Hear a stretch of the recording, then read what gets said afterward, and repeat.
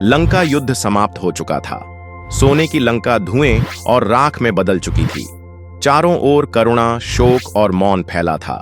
रावण, मेघनाद, कुंभकर्ण, अक्षय कुमार, मंदोदरी के जीवन के स्तंभ गिर चुके थे, परंतु उनके मन में एक पीड़ा बार बार उठ रही थी। क्या मेरे पति सच में अधर्मी थे? क्या रावण वह राक्षस था जैसा दुनिया कहती है, या वह एक महान पुरुष था जिसे परिस्थितियों ने भटका दिया?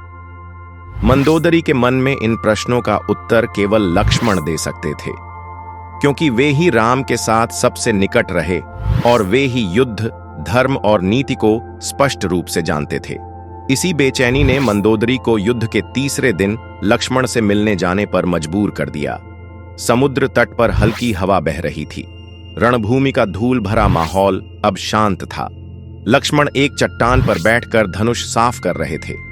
उनकी आंखों में युद्ध का थकान और मन में मिश्रित भावनाएं थीं। उसी समय दूर से काले वस्त्रों में शांत कदमों से आती मंदोदरी दिखाई दी।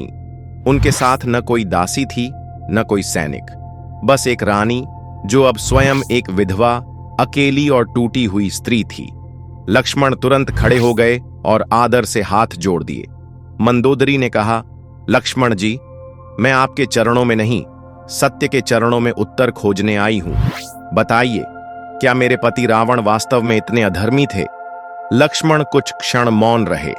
उन्होंने मंदोदरी की आंखों में गहरा दुख देखा, फिर शांत भाव से बोले, महारानी, रावण विद्वान था, 10 दिशाओं का झाता, शिव का भक्त, तपस्वी और महान राजा, परंतु उसका अहंकार उसकी प्रतिभा से बड़ा हो गया। उसने सीता माता का हरण कर अधर्म किया और वही उसके विनाश का कारण बना। मंदोदरी ने कहा, मैंने उसे रोका था, बार बार कहा था कि यह अन्याय है, पर वह नहीं माना। क्या उसने अंतिम क्षण में भी कोई पछतावा नहीं दिखाया? महारानी, अंतिम क्षणों में रावण का मन टूटा था।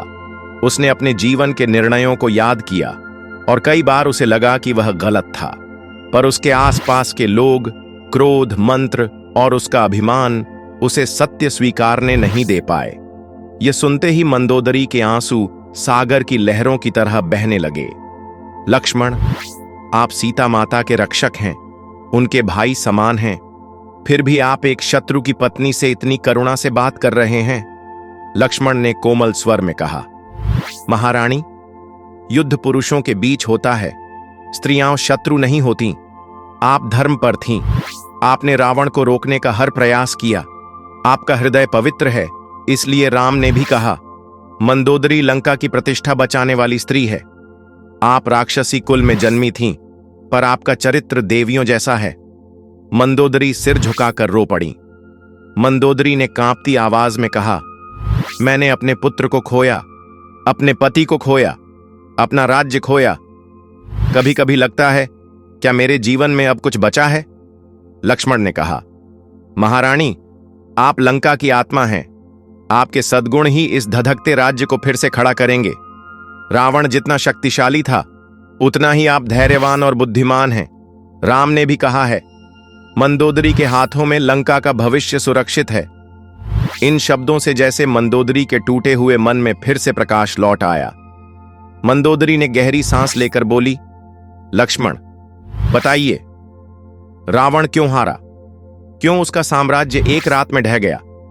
लक्ष्मण ने धर्म का मर्म बताते हुए कहा, क्योंकि धर्म से बड़ा कोई अस्त्र नहीं और अधर्म से बड़ा कोई विष नहीं। रावण इसलिए नहीं हारा कि वह कमजोर था, वह इसलिए हारा क्योंकि वह गलत पर अडिग था। अहंकार ने उसकी दृष्टि छीन ली। सीता माता का हरण उसके जीवन की सबसे बड़ी भूल थी और राम की विजय उसका दंड नहीं, धर्म की पुनर्स्थापना थी। मंदोदरी ने पहली बार अपने आंसुओं को पोंछा। उनकी आंखों में दुख था, पर एक अनोखी शांति भी थी।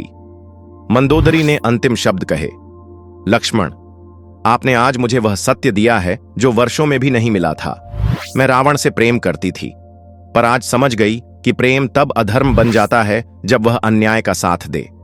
लक्ष्मण, महारानी, आपने असत्य का साथ कभी नहीं दिया। आपकी करुणा और विवेक सदैव स्मरण किए जाएंगे। मंदोदरी ने धीरे से सिर झुकाया, राम और लक्ष्मण की ओर अंतिम कृतज्ञ दृष्टि डाली और शांत कदमों से लौट गईं। उस शाम लंका में एक रानी नहीं, बल्कि एक धर्मनिष्ठ, स्थिर और ज्ञानपूर्ण स्त्री दोबारा जन्मी।